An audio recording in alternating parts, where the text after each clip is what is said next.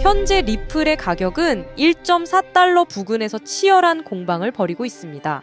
아마 수년 전 수백 원대의 동전주 시절의 XRP를 기억하시는 분들이라면 지금의 가격이 이미 꽤 많이 올라온 자리라고 생각하실 수도 있습니다. 차트의 단기적인 움직임만 놓고 보면 단기 급등에 따른 피로감이 보이는 것도 사실이니까요. 하지만 여러분, 진짜 거대한 지각 변동에 대한 이야기는 이제부터가 본격적인 시작입니다.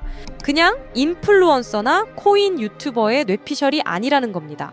글로벌 전통 금융권의 거물 스탠다드 차타드 은행이 최근 XRP의 미래 가격에 대해 무려 2000%의 상승, 즉 지금 당장 매수해도 20배가 넘게 오를 수 있다는 매우 구체적이고 파격적인 전망을 내놓았습니다. 그들이 정확히 짚은 목표가는 무려 28달러입니다. 그 어느 곳보다 보수적이고 깐깐한 리스크 관리를 하는 월스트리트의 대형 투자은행이 도대체 무슨 근거로 이런 폭발적인 상승을 장담한 걸까요? 오늘 영상에서는 그들이 숨기려고 하는 시장의 이면을 하나하나 낱낱이 파헤쳐서 다 말씀드리겠습니다.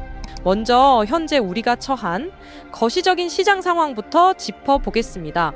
뉴스창을 열어보면 온통 어지러운 소식뿐입니다. 미국과 이란 간의 지정학적 긴장감이 고조되고 글로벌 증시와 코인 시장 전체가 매일같이 출렁이고 있죠. 그러니까 사람들의 시선이 온통 전쟁 리스크, 인플레이션 지표, 금리 인하 시기 같은 이런 이슈에만 쏠려 있다 보니까 지금 시장에는 공포감이 짙게 깔려 있는 게 사실입니다. 그런데요, 여러분, 투자의 역사가 증명하듯이 대중의 시선이 공포에 마비되어 있을 때 개별 코인들의 펀더멘털을 바꿀 진짜 엄청난 호재들은 바로 그 수면 아래서 조용히 잉태되고 있다는 건 모르셨을 겁니다.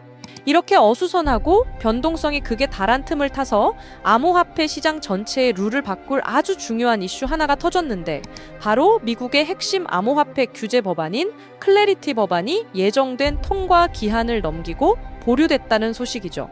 겉보기엔 기한을 넘겼으니 악재나 다름없다고 실망하실 수 있어요. 그런데 우리가 잘 모르는 워싱턴 정치권의 실상은 완전히 다른데요. 클래리티 법안이 폐기된 게 아니라는 겁니다. 오히려 의회 내에서 더욱 정교한 세부 조율을 거치며 일시적으로 숨을 고르고 있는 상태죠. 즉 아직 규제의 불확실성이 오늘 당장 해소된 것은 아니지만 거대한 규제 명확성의 시대가 피할 수 없는 거대한 파도처럼 다가오고 있다는 방향성만큼은 그 어느 때보다 확고해졌다는 뜻입니다. 그렇다면 수만 개의 알트코인 중에서 왜 하필 이 클래리티 법안이 우리 리플의 운명과 가장 강력하게 묶여 있다고 말하는 걸까요? 이에 대해 최근 카르다노의 창업자인 찰스 호스킨슨이 아주 의미심장한 폭탄 발언을 남겼습니다. 찰스 호스킨슨은 이번에 논의되는 규제 프레임워크에서 리플이 예외적인 프리패스 혜택을 받을 가능성이 매우 높아 보인다고 공개적으로 언급했는데 여기서 주목할 점은 평소 타 프로젝트의 비판적인 경쟁 코인의 창업자조차 이런 분석을 내놓았다는 것은 절대로 가볍게 넘길 게 아니죠. 자, 이건 클래리티 법안의 초안 자체가 지난 수년간 가장 지독하게 증권성 논란을 겪으며 맷집을 키워온 리플에게 할 수 있는 완벽하고 유리한 형태의 면죄부를 주는 방향으로 설계되어 있을 가능성이 높다는 것으로 해석할 수 있다는 거죠.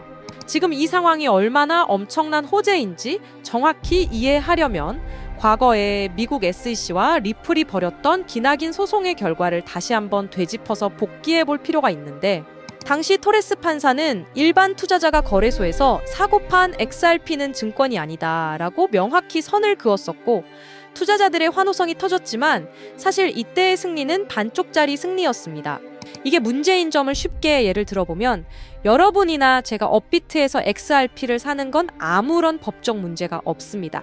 하지만 미국의 대형 은행인 JP모건이나 뱅크 오브 아메리카가 자사 송금 시스템에 도입하기 위해 리플사로부터 직접 XRP를 수백억 원어치 대량 구매하게 되면 나중에 SEC로부터 증권법 위반으로 천문학적인 벌금을 두드려 맞을 소지가 남아있다는 뜻입니다. 그래서 이 반쪽짜리 판결 때문에 XRP는 모두에게 인정받는 기술력에도 불구하고 제도권 금융기관들이 마음 놓고 쓰기에는 법적 지위가 완벽하지 않은 회색 지대에 갇혀 있었던 겁니다. 이건 은행의 깐깐한 준법 감시 부서들이 XRP 도입에 번번이 퇴짜를 놓았던 결정적인 이유죠. 바로 이 막힌 혀를 뚫어줄 마스터키가 클래리티 법안이라는 겁니다.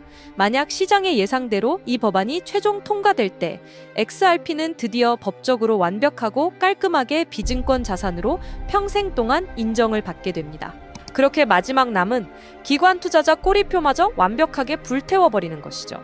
오랫동안 XRP의 발목을 잡았던 규제의 족쇄가 완벽히 풀리는 그 순간에 하루하루의 단기적인 가격 변동에 일희일비하며 소중한 물량을 던진 요즘 같은 날을 후회하게 될지도 모르겠습니다.